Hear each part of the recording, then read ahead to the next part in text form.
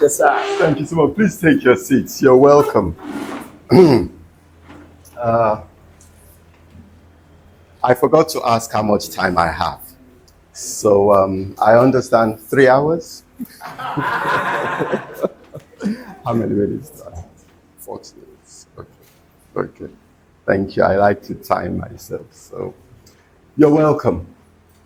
Can we, if you will indulge me, appreciate Dr. Tony for what he shared with us a few moments ago. Would you do that for us? Thank you so much, sir. Appreciate it.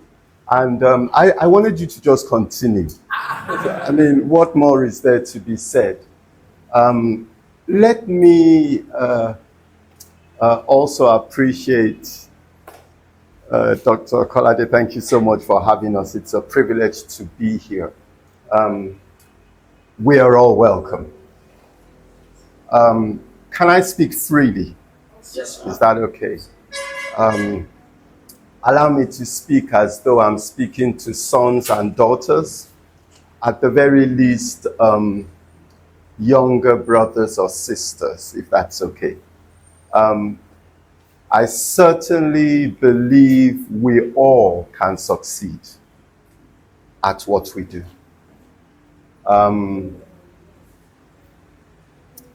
One of the things that Dr. Tony mentioned earlier on that I'm going to take a cue from is he said a few things. Can everyone hear me? Okay. He said a few things about the mindset of people who have the net worth. We call them high value net worth individuals that would have the capacity financially to purchase and invest. Thank you. Amen. Is this, save your recording, I'm fine, I can project, but if I'm fine. As long as everyone can hear me. Can everyone hear me? So I'm fine. The thing about successful people, high net worth people, whether business moguls or politicians or, whatever their field of endeavor may be, is that they have a very, very low tolerance of incompetence. Very low tolerance. They have a very, very low tolerance of incompetence. It is very difficult to market or sell anything to any successful person if you are not competent. As Dr. Korede said, you must be confident, but you must be competent. Let me share a principle and digress a little bit. Money will always leave your pocket into the hands of somebody who has something you want. So if you need a medical practitioner, you need to see a doctor for something, you go spend your money and travel to the doctor, the physician, and you pay the physician your hard-earned money because you believe that the doctor has medical knowledge you don't have. If someone is contending over a piece of land, and you need a solicitor, a lawyer, a barrister, whatever, you go to a barrister, he sits down in his office, and he will tell you what he will charge you. And the more competent the barrister is, the more money he will charge you. If he accidentally has SAN in front of his name, you are in trouble. And you will dig your hands into your pocket and pay him that money because you believe he is competent to do something for you that you can't. It is no different with us. If you will successfully market to high net worth, successful individuals, you must be competent. You must know what you're talking about. They don't, again, I borrow the term, suffer fools. They are very perceptive. They can tell. Now, Dr. Korede said something which is amusing but true, deeply true, which is you can fake it till you make it, but don't get caught. And one of the problems with people who are faking it to make it is that if they don't have certain competencies, they will be exposed. Are we with me? So please, if you will be successful at your craft, make sure you know what you're talking about. Can I give a personal story? So I wrote this book a number of years ago, Doctor. It's titled The Secret of Kings. I wrote it about 24 years ago as a younger man. I was flying from New York, from California into Africa with a very wealthy, high net worth individual. And he happened to pick up a copy of my book. We were on his private jet and we were flying all the way from California into Africa. We flew into Nigeria, Ghana, and Zimbabwe. When we landed first in Zimbabwe, the gentleman said to me, I just read your book. Of course, I noticed he was reading it. And I was like, oh my God, all my foolishness will now be exposed. You know, he said to me, I just read what is in your book. Is it true? So I said, yes, I believe it to be true. It's been my practice. He said to me, any day, any time that you need any amount of money, not the kind of money you carry in Ghana must go bags. You know, the kind of money that you have to transfer. I know now we transfer everything, but in those days it wasn't quite like that. He said, anytime you need any amount of money, let me know. I'll make sure it's available. Because I believe from what I read in your book, you know what you're doing. Now, my mother didn't give birth to a fool. So a few weeks later, I happened to be involved in a number of projects. I always am.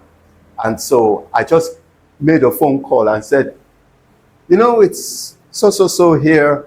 I need this amount of money. And it was substantial. Within 48 hours, the money was on my account. Wow. Now, why do I tell us this story? A competent man or woman will succeed. The problem is not the availability of money.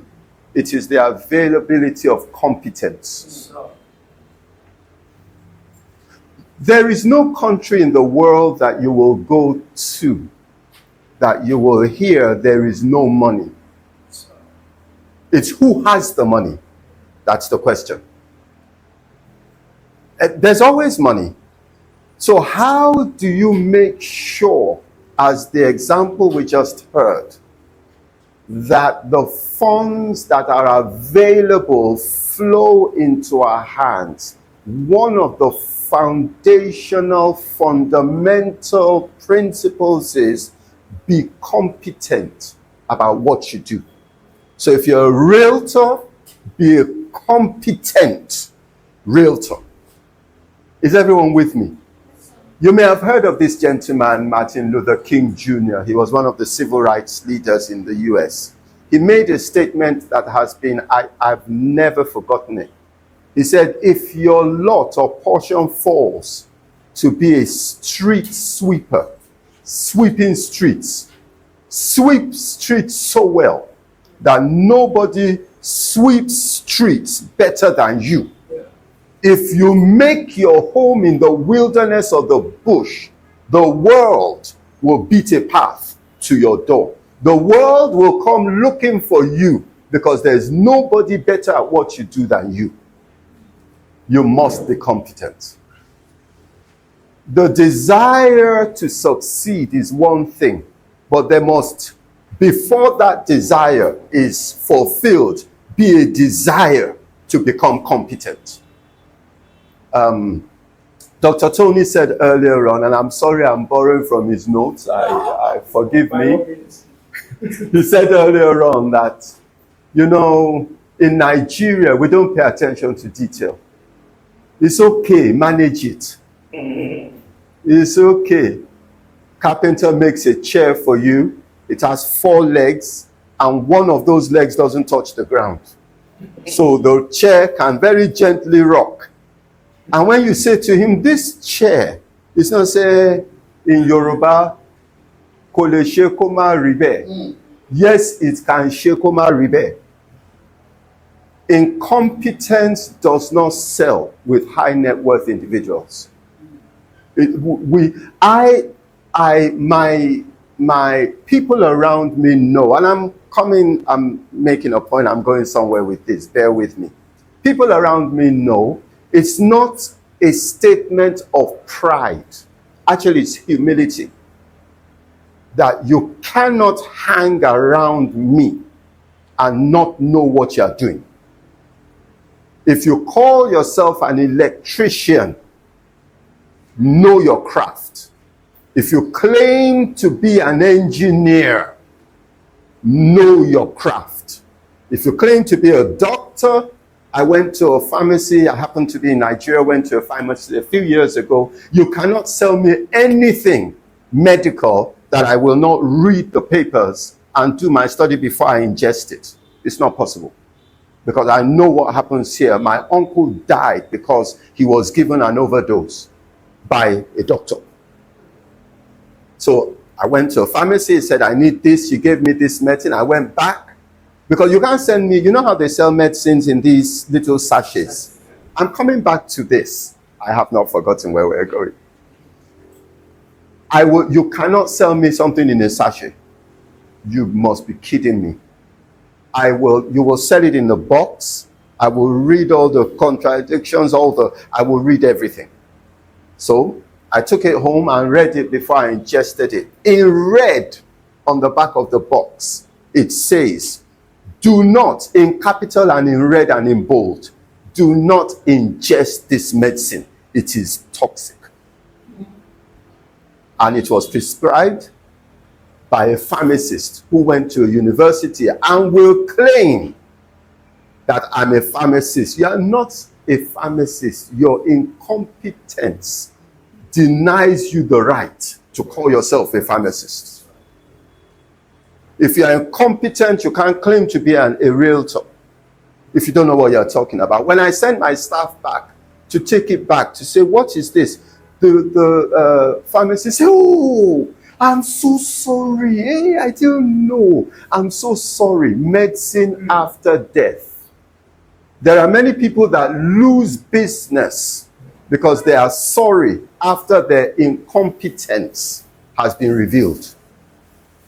We must be competent in our craft to succeed. So, I'm going to give us very briefly 5 simple reasons why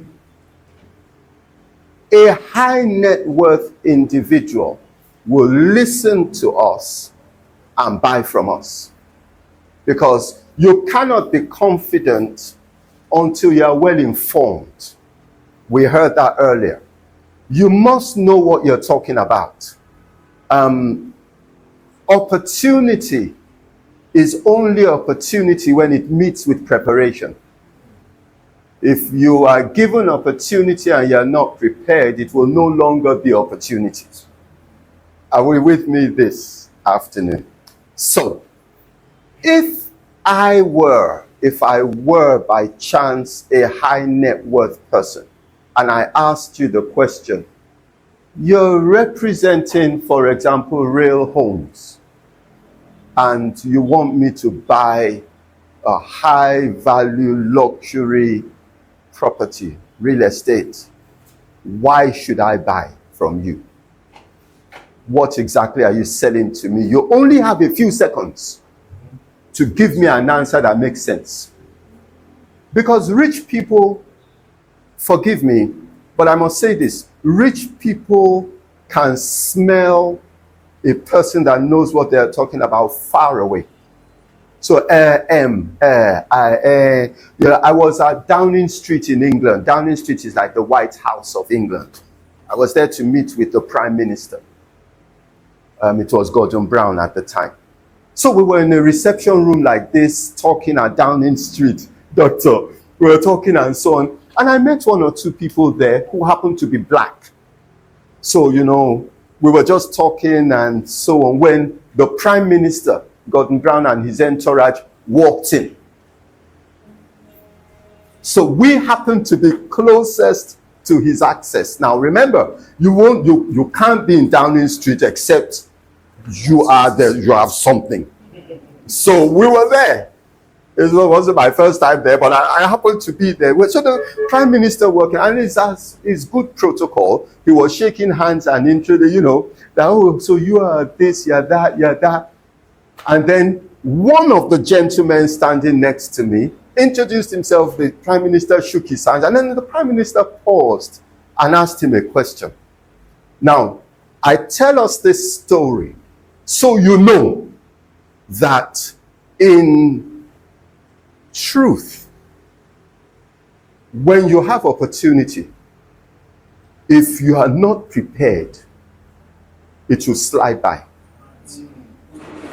So the Prime Minister just stopped and said, what are the issues facing your constituents at this time? Now, bearing in mind, this was a black man.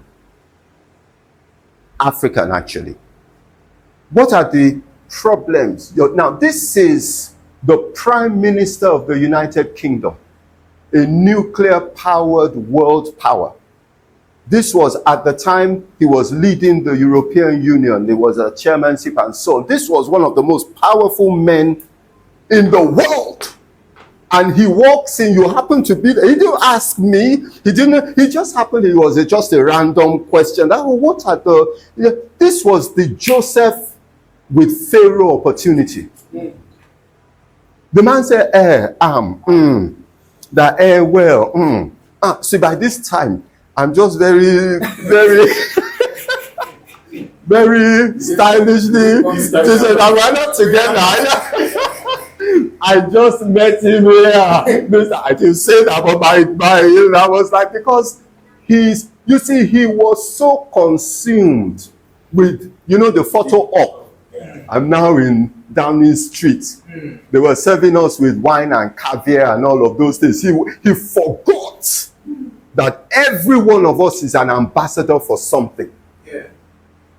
You represent something, you carry something. So he missed the opportunity, ladies and gentlemen, because he was not prepared. He didn't have anything to say. So when I ask us the question this afternoon, bear in mind I've taken time to come to this place. When I ask us the question, if I as a net worth individual, let's assume I am, you don't know my bank balance, but well, let's just pretend I have a little bit of money, and I ask you, why should I buy a high value luxury property through you? You only have a few seconds to answer. What are you going to say? And like we heard earlier on, you can't say Bamira. They don't speak that language. So I'll give us 5 points and take my seat. Seeing you will only have a few seconds to answer the question, I don't need to speak for 40 minutes. I also only have a few minutes to give you 1 or 2 pointers.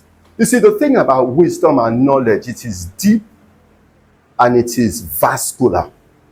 Which means if you are deep, you only need to say 1 or 2 things and the person will know or assume there is more in the well. So you don't need to say everything at once, but know something to say. First thing, why would a person buy? Why, of what benefit is it to anyone to buy a luxury apartment or property? Why? First thing, a very high potential to appreciate in value. Because every rich man wants to make more money. Yes, sir. Yes, sir. They are not interested in anything else. They say there is enough to satisfy everyone in the world. The problem is there is not enough to satisfy the rich. There is no rich man that is not looking to make more money. So when he says, why should I buy this? The first thing you must do is appeal to an innate, inherent desire that you know is already there. There is a high potential for such properties to appreciate in value. It's a very simple statement. Are you with me? Yes, sir. The value of property generally will appreciate over time. I happen to be an economist, an accountant, and a banker, so I know these things. But high value luxury properties have a greater, higher potential to increase in value. And you need to make that clear. You know, they say cheap is not really cheap. You may buy at a bend down boutique a t-shirt for 2,000 naira. You wash it 3 times and that's the end of its cycle. It's over. So you bought it for 2,000 naira and you washed it 3 times, it's over. And then you may buy, I gave one of my sons recently a t-shirt I bought in Jamaica. Very nice t-shirt, I liked it. And he said, oh, you bought this? I didn't buy it. It's one of the t-shirts I've had. And the conversation reminded me that I actually bought that t-shirt in Jamaica, in the West Indies, 25 years ago. Whoa. And it looked new. I can't remember what I bought it for. But cheap is not cheap. Cheap is easy access, but it is not cheap. So which would you rather spend 2,000 on something you use 3 times, or spend 30,000 on something you will give to your children? And rich people understand that principle. So when you tell them you have potential for yield more so than regular non-luxury things, they understand that language. Is someone with me this afternoon? Now, the Nigerian Institute of Estate Surveyors and Valuers said, listen to this, property prices in Nigeria, the high-end market of Nigeria, have seen a steady increase over the last 10 years. Luxury properties, over the last 10 years, they have seen an increase of 5% every year. Now, to help someone's calculations, 5% over 10 years is not 50% in 10 years. Yes. So in 10 years, luxury properties have appreciated by 62.8%. There is no way you will tell that to a high net worth individual that you will not catch his attention. Besides, it means he knows, this person knows what they're talking about. 2, are you here? Are you here? Yes, there's a lot more I could say about that, but I really don't think. The first thing is, why would I buy these kind of properties? Because there's great potential for that property to appreciate in value. Secondly, there is a much stronger, you must communicate this very simply, there is a much stronger rental income opportunity with luxury properties. This is a distinction you must remember. Are you here? Now remember, you only have a few seconds to make an impact. You only have a few seconds to make an impression. Sir, madam, if you buy this property, the last 10 years, people who bought similar properties, their properties have appreciated just under 70%. You don't have to say 62 or 63.8. Just say approaching 70 is not a lie. Are you with me? Yes. So where did you get that from? Give a source, quote a source. Google it. Nigerian Institute of this or that. You sound like a professor. You sound like you know what you're talking about. You sound like the kind of person they like and want to deal with. So you are faking it, but you will not get caught. Yes. Because you know what you're talking about. Are you with me? Yes, sir. And secondly, rental income, the potential to earn from such properties is very high. Are you with me? We all know in Nigeria there's a growing population of wealthy people. I will not rehash what Dr. Tony has already said. There are high net worth people. There is a very large inflow of multinationals, of conglomerates that are flowing into Nigeria to do business. There are a lot of expatriates that are coming into Nigeria to do business. There's only a certain kind of property that they are interested in. Are we with me? Yes, sir. There's only a certain kind of property they will be prepared to reside in. And guess what? They will be prepared to pay anything for the kind of property that they find, that they want. One of my nephews I mentioned earlier on, young man, 20s, early 20s, he went to Lekki, bought land and built these duplexes, luxury standard. 26, 27, actually he did it, he was 24 when he did it. I said to him, what is this you're doing? He said, uncle, that, you know, that Lekki is the place to be, and he did all that Gen Z or whatever thing, and I'm getting old now, but he's booked out. He's booked out. In fact, recently I had some guests coming in, so I called him up. Young man, please, I need a place in Lekki that I need some guests to stay there. Don't charge me. But he said everything is booked out. Because high net worth people understand that language. So you tell your potential client, you can make money from the appreciation in value.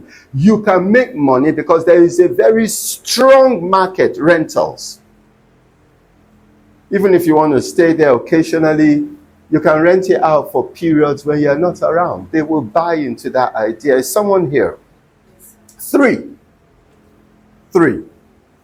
It's not always that high net worth people that they have the liquidity, cash.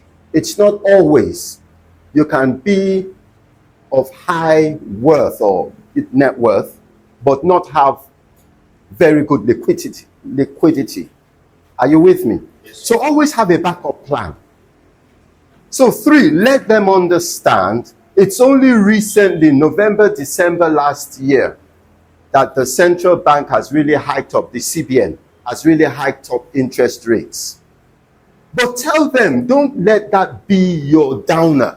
Tell them, but consistently over a very long period of time, comparatively to other developing nations, our interest rates have been very low, and there are many schemes available where if you don't want to drop your cash, you know, wealthy people have projects all over the place, you can finance it. There are many finance arrangements that are in place. That will tell the person instantly that you are thinking for them. It will make your proposal much more acceptable to them.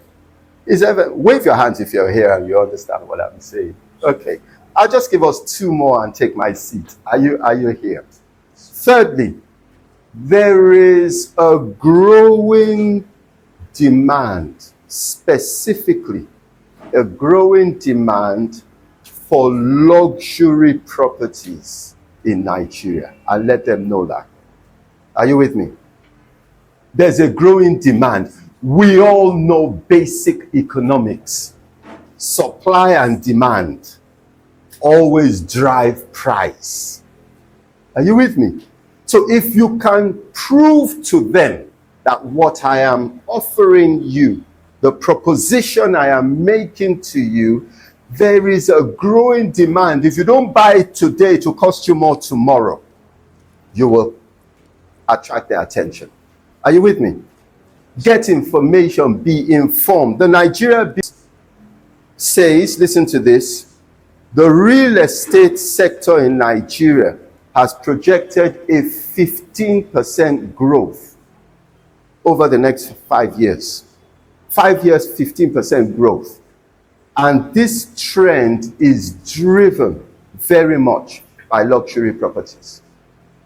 So don't let it just be, I think so. It's my opinion. Because they'll size you up. But if you can back it with facts, so you can Google it, madam, you can check. The Nigerian Bureau of Statistics says this. The Chartered Institute of Surveyors says that. Get your facts. Of course, be selective. Find the ones that favor your argument. Yeah. don't go looking for what will go against your argument. Get your facts. Let them be at your fingertips. So you can tell them, whatever I'm telling you now, it can only get better, not worse. Because the demand is growing. Competency. It tells your hearer that this person knows what they're talking about. And lastly, number 5, if you have enough time with the person, that's what I mean. Because you only have a few seconds, a few minutes. That Dr. Tony said, get on a plane, sit down next to someone. Good afternoon. Look, the thing is, the fact that you bought a business class ticket from Lagos to Ibadan, and you're sitting in business class, whoever is sitting there with you, the first thing they are thinking is you are in business class, you are a certain person. Yes, sir. This is the truth. Yes, sir. Hello? Someone thinks that business class is not a good investment. It is one of the best investments you may ever make. And because you are looking at me like that, I'm going to tell you a story. Can I tell a story? Yes. Let me tell you a story. 5.5. I'm looking at my clock, so I'm reading my eyes on the clock. So let me tell you a story. So I was in Dar es Salaam in Tanzania. I was meant to see the president about 4 years ago. But I was busy. He was busy. I couldn't see him. The day I was leaving, I was driven to the airport in Dar es Salaam. I was in the presidential lounge. They were boarding the flight and so on. And then they came to drive me to the plane. So they came carrying my cases. I said, there's a reason why I'm telling this story, you know. So my mother didn't give birth to a fool. So they came and drove me to the plane, escorted me. I walked up onto the stairs and sat down in my business class. That flight did not have first class anyway. So it was business class. I sat down. When I sat down, they did not close the door. Now, I know you know that when they don't close, you see, they allow the most important person on the flight to board last. So when I boarded and they did not close the door to the plane, I knew someone greater was coming. That was just John the Baptist. You know? So I sat down there and I found it amusing because I thought, you see, VK, humble yourself, you see? Because by the time they drove me there and I boarded, I thought, okay, I was feeling cool with myself. And then I sat down, the door was still open. Madam, what are you waiting for? And then, guess who boarded? The president. President Kikwete, Jakaya Kikwete. So he boarded with his retinue. And they sat him right next to me. Before they closed the door, I said, I was supposed to see you, Your Excellency. He said, who is this? I said, Dr. Odulele. He said, oh, you are friends with so and so. He said, oh, yes. I said, can you imagine, we're flying together. By the time we did our 8-hour flight to where we were going, the president, this is not, I will not lie to impress you. The president was telling his aides to take our photographs. Now, bear with me, I was in jeans and a t-shirt, polo. And in fact, don't mind me, I'm very sorry, I was flying my polo. Yes, because if I'm sitting in first class, I bought the ticket. You can't tell me what to wear. I don't need to wear agbada. I am who I am, irrespective. So it was not what I was wearing, but what I was saying.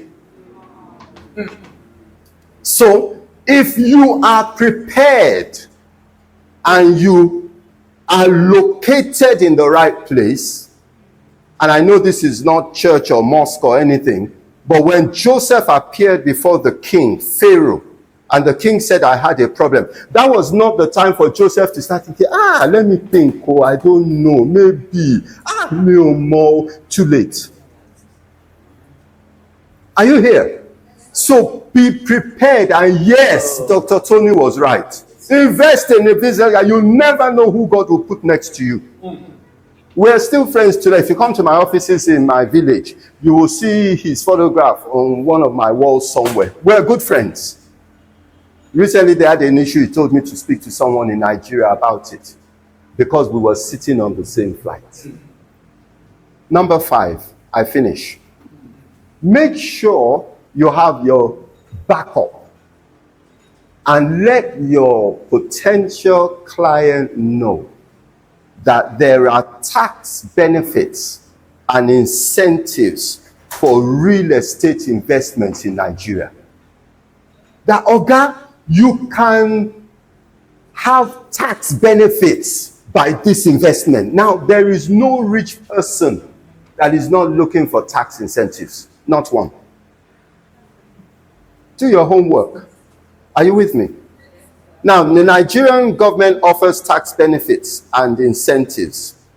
There are a number of tax breaks and deductions that you can get for real estate investors. Reduced mortgage rates, capital gains exemptions, capital gains tax exemptions, and so on and so forth. I won't bother going into that. But you can, look, in my time, when you needed information, you would go to a library. There was something called Britannica, encyclopedia. You have to start reading all those things. And these days, you can sit in the bathroom or the toilet and just Google on your phone. And everything, information is a highway. So you don't need, in fact, in this room right now, you can find out what Donald Trump ate for breakfast this morning. You can find out what the White House bedroom looks like in the West Wing. You can find out. So find out this information. So as a realtor, you are a competent, confident person. Now, I close on this note. It's very difficult, as Dr. Korede said, it is very difficult to be confident if you are not competent. It's very difficult. Yes, sir. It's very difficult to fake it till you make it if you don't know it. Yes, sir. Yes, sir. Right, sir. You need to know. Yes, sir. So your gab, you have the gift of the gab. So when you are talking, people think, okay, this woman knows, even if you don't know. Even if everything you are saying is everything you know. But you have said enough to sell yourself and sell your product. I wish us well, and I trust God that this has been helpful.